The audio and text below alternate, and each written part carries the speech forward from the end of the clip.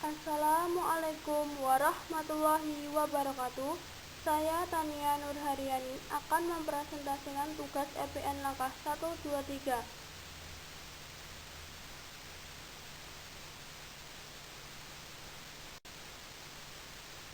Kasus pertama, Renada, seorang wanita berusia 58 tahun, mengalami reflux gastroesofagus yang meningkat, feses berwarna seperti tanah liat, dan rasa tidak enak badan secara keseluruhan.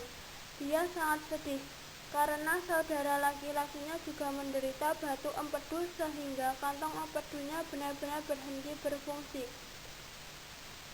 Dia juga mendengar bahwa batuk empedu bisa sangat menyakitkan, bahkan berbahaya.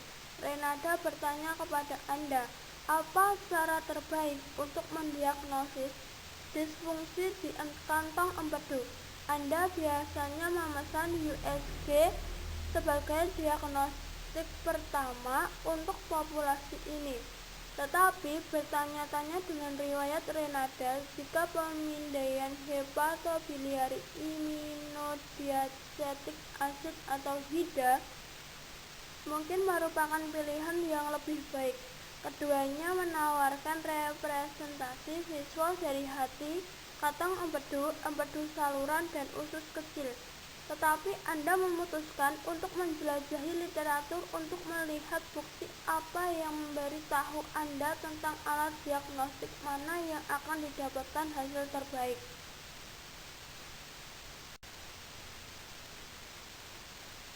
Langkah pertama yaitu mempikokan. Terdapat populasi yaitu dewasa dengan bahasa Inggris adult, intervensi USG, comparison yaitu hepatobiliary iminodiacetic acid, dengan bahasa Inggrisnya juga sama.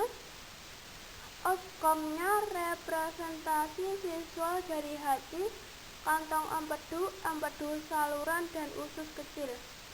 Dengan bahasa Inggris, visual representation of the liver, gallbladder, bile duct, and small intestine.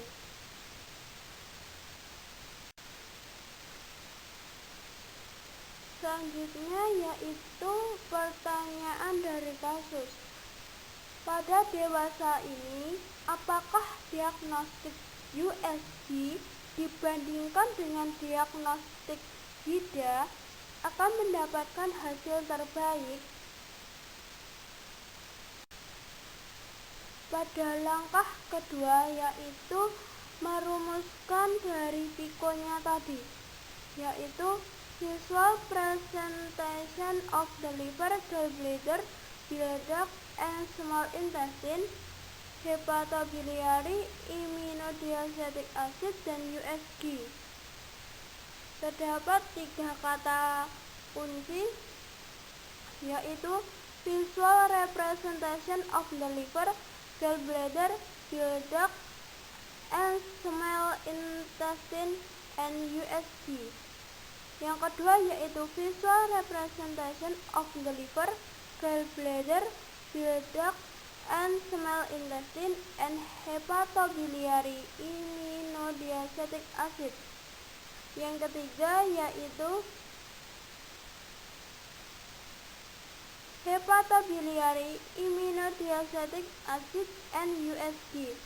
Maka dapat disimpulkan dengan kata kunci visual representation of the liver, gallbladder, bile duct, and small intestine, and USG, or visual representation of the liver, gallbladder, bile duct, and small intestine, and hepatobiliary iminodiacetic acid, or hepatobiliary iminodiacetic acid and USG.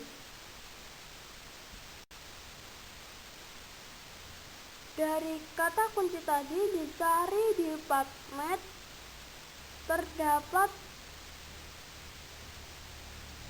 3 jurnal. Lalu saya memilih jurnal nomor urut 2 dengan judul Duplicated Gallbladder Detected on 99 meter Rex Hida Hepatobiliary Scintigraphy a report of two cases. Lalu di-download. Selanjutnya yaitu langkah 3. Pada langkah 3 ini ada 3 aspek. Yang pertama, piko dari jurnal yang ditemukan apakah ada kemiripan.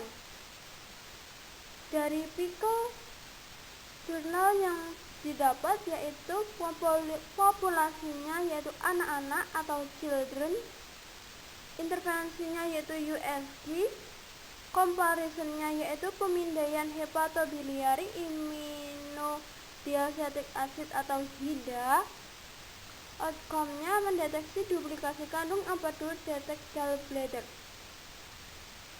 Dapat ditarik kesimpulan bahwa dari piko di atas terdapat kemiripan pada intervensi, comparison, and outcome. Namun ada perbedaan di populasinya. Aspek yang kedua yaitu jurnal ini menyajikan laporan 2 studi kasus perbandingan dengan bahan diskusi dari hasil diagnostik USG dan HIDA. Aspek yang ketiga yaitu hasil.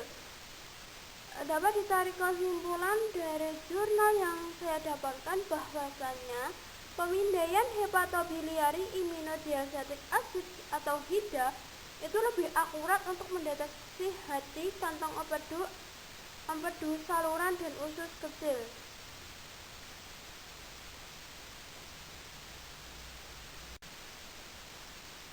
Untuk penguat hasil jurnal yang sudah saya dapatkan, terdapat pada garis biru ini, blok biru, bahwasannya